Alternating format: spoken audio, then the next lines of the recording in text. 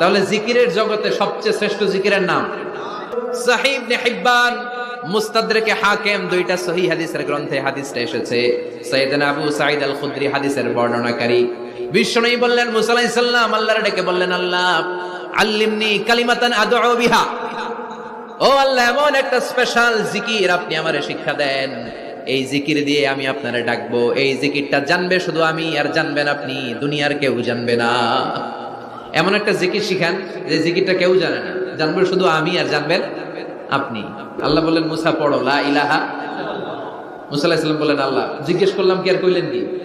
লা ইলাহা ইল্লাল্লাহ এটা তো জাতীয় জিকির, কথা কন, এটা তো ইন্টারন্যাশনাল জিকির, এটা তো সবাই পারে। আমি তো চাইছি এমন একটা এক্সক্লুসিভ যেটা আপনি আর আমি ছাড়া কেউ জানে না, শুধু জানবেন আপনি আর আমি। আল্লাহ বললেন, মুসা এর চাইতে শ্রেষ্ঠ জিকির আমার কাছে নাই।